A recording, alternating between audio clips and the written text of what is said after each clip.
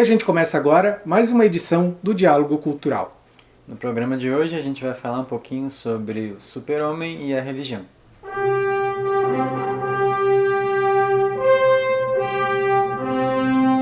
O super-homem, ele ficou famoso por ser provavelmente o super-herói mais icônico, não só da DC Comics, como de todo o universo dos quadrinhos, né? Ele surge ali no final dos anos 30 e o mito de origem dele é como sendo um extraterrestre, embora de forma totalmente humana, né? Mas ele é um extraterrestre do planeta Krypton, que o planeta tá se desintegrando, está acabando, e ele é enviado pelos pais, numa tentativa de salvar o próprio filho do fim do planeta. Ele é enviado para a Terra e para onde ele carrega e onde ele traz esses ensinamentos do lugar de origem dele. E aí a gente pode fazer uma relação principalmente com o cristianismo, né, Evandro? A questão de Jesus Cristo ser um enviado de Deus para a Terra, uma pessoa, vamos dizer assim, com superpoderes, ou alguém extraterrestre, alguém com poderes sobre-humanos que poderia vir para ajudar a humanidade. Uma questão bastante ligada aí ao surgimento do super-homem nos quadrinhos, que ele surge em 38, né, naquele período ali de depressão ali dos Estados Unidos, né, com a economia tentando ainda se firmar, né, após o crash da Bolsa de 29. Então, aquele surgimento ali, ele colocou muitas pessoas marginalizadas, né? E a gente pode incluir, né, entre essas pessoas os próprios autores, né? O Joe Shuster e o Jerry Siegel, que eram judeus, né? E não era fácil ser judeu naquela época nos Estados Unidos, né? Talvez não seja ainda hoje, mas era mais complicado ainda, né, naquelas décadas ali iniciais, ali nos anos 30. E o fato de eles serem judeus dentro ali dessa construção do imaginário dos quadrinhos ali também contribui muito para o caso do super-homem, que é essa ideia do enviado, que também não só remete a Cristo, mas também remete à própria ideia do Moisés, né? A gente chama de Moisés esse berço que a gente leva os bebês, né, hoje em dia, não à toa foi nesse cesto lá, cesto divino, o cesto lá que levou Moisés pelas águas ali para ser criado como o descendente do faraó, né? Também é uma simbologia para a nave que traz ele para a terra, né? Então, tanto a questão judaica quanto a questão cristã estão muito presentes ali no super-homem e são exploradas durante toda a história dele nas diversas mídias, né? Nos filmes e nos quadrinhos, e mais efetivamente a gente percebe essa identificação daí com Cristo, né, que é uma coisa muito mais recente do que o Moisés, né, do Velho Testamento, por causa que tem uma fala direta com as pessoas da atualidade, né? Então o cinema, a partir ali do filme, do grande filme que traz ali a ideia do super-homem, que é o Superman, o filme de 1978, vai justamente fazer essa ligação direta com o enviado da Terra ao modo de Jesus Cristo, né? E vai ser explorado isso também no Superman O Retorno, assim, de forma bem evidente, né, que ele é jogado para a Terra, né, ele é jogado com aquela cena famosa dos braços abertos caindo, né, na Terra, como uma ideia de um Cristo crucificado, e ele vem aqui para tentar tornar uma humanidade melhor, né, que no fim das contas a grande questão do super-homem que o difere dos outros personagens é essa, que ele é um ser evoluído que tem que se disfarçar de inferior, né? Na verdade, ele é mesmo um super-homem. Ele se disfarça de Clark Kent, né? A identidade secreta dele, nesse caso, é Clark Kent, e não super-homem, né? Então, nesse sentido, o personagem ele tem uma construção bastante interessante que fala com mitologias antigas e mitologias atuais. E a gente pode fazer um paralelo também com a passagem de Jesus pelo deserto, por exemplo, né? Isso fica bem evidente no último filme do Superman, no Man of Steel, em que ele, por exemplo, ele passa aquela temporada lá naquele barco pesqueiro, totalmente anônimo, andando entre os pescadores, como Jesus andava entre os pescadores, entre as pessoas mais humildes e totalmente anônimo, né?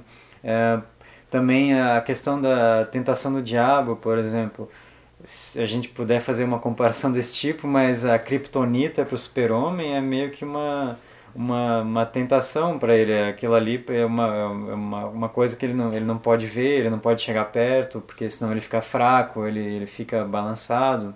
É, muito embora o amor da Lois Lane também possa ser uma tentação muito mais comparável nesse sentido, né? Ah, e Maria Madalena para Jesus se diz que tem teorias que dizem que Jesus teria uma relação com Maria Madalena também, né? Mas interessante lembrar também a questão de um episódio de um filme do Superman em que ele tenta girar, ele gira a Terra ao contrário para fazer o tempo voltar para salvar a amada dele, né, que é a Lois Lane, que era tudo que o pai dele, o Deus da história, tinha pedido para ele não fazer, né, só não interfira na vida da Terra, e ele vai lá e interfere. Então, o Superman, como Jesus, ele tem essa dualidade meio humana, meio mito, meio Deus, né?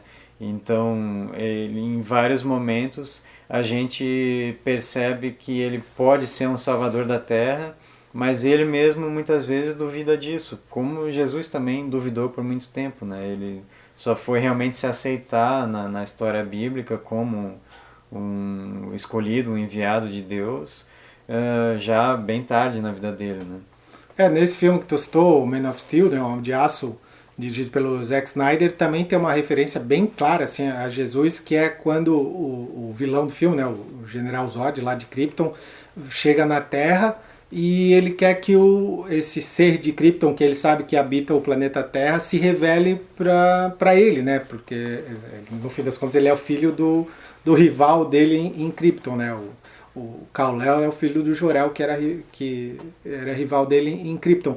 E quando o Clark Kent pensa em se revelar, ele vai consultar um padre. E justamente nessa cena tem um ângulo que pega exatamente o Clark Kent e o Jesus num vitral atrás da igreja, né, mostrando essa insinuação de semelhanças entre os dois. E também ele deixa claro no filme, ele fala quase no finalzinho do filme que ele mora 33 anos no Kansas, né? Sim. 33 anos que é a idade que Cristo foi crucificado, assim, então tem esses simbologismos bem explícitos, né, nesse filme. E outra coisa também que tu citou aí a respeito da passagem de Cristo no deserto com esse período obscuro do Super-Homem, a gente também pode fazer a analogia dos famosos anos perdidos de Cristo, né, que se estuda mais recentemente, sobre justamente esse período que vai da final Sim. da infância para a vida adulta, né, quando ele começa a pregar mesmo e quando ele deixa de ser criança. Ninguém sabe muito isso, os evangelhos não são claros sobre isso, né? Cito uma ou outra informação. E no filme de 1978, do Richard Donner, esse período ele é mostrado como um período de aprendizado, né? Ele chega na Fortaleza da Solidão e vídeos, né? Hologramas, no caso ancestrais de Krypton, legados pelo pai dele, vão explicando ele sobre o universo, como o universo é feito. São as escrituras dele. Né? São uma forma de aprendizado dele, né? E ele passa todo esse tempo, obviamente não ali na Fortaleza da Solidão, mas dá a se entender que ele fica isolado do mundo nesse período, e essa cena termina justamente ele já sendo o Super-Homem voando, né? Meio Sim. desfocado pela imagem, mas ele já se construiu enquanto ser, como o Cristo também, a partir do momento que ele se revela, ele já é o Cristo eterno, né? Ele já é a personalidade divina que ele se assume ser para os seus discípulos, né?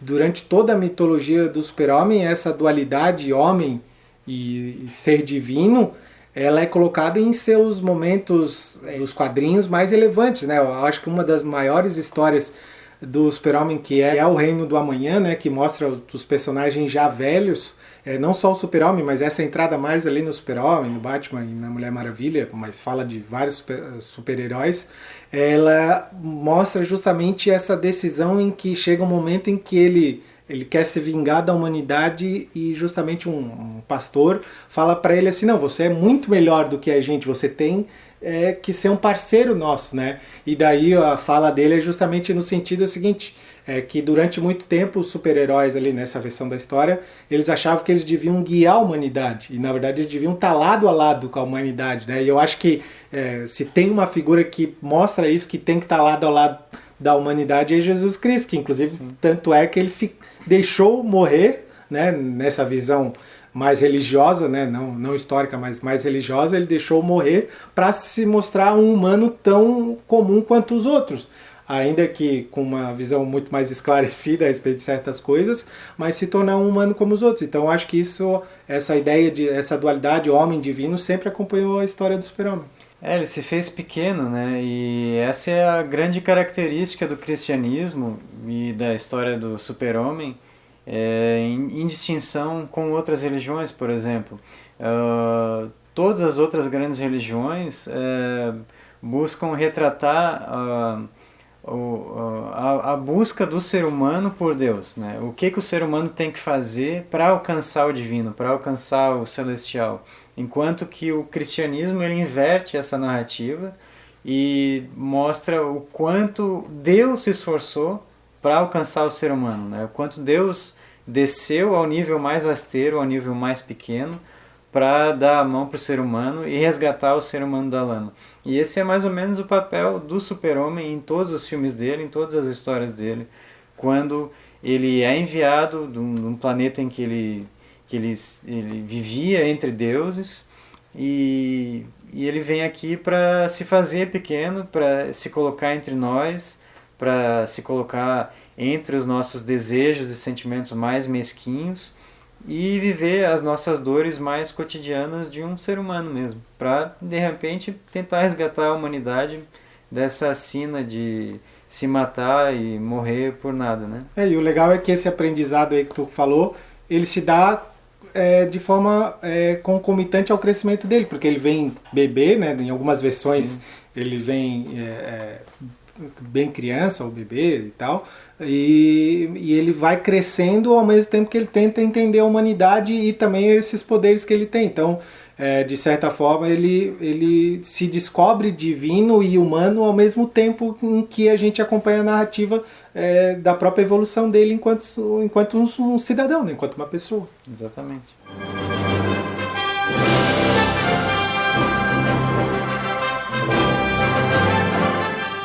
Então é isso, pessoal. Esse foi mais um programa Diálogo Cultural. Espero que vocês tenham gostado. Se gostaram, peço que vocês compartilhem, comentem, curtam e se inscrevam no nosso canal. E a gente fica por aqui e se encontra no próximo programa. Até a próxima. Falou. Tchau.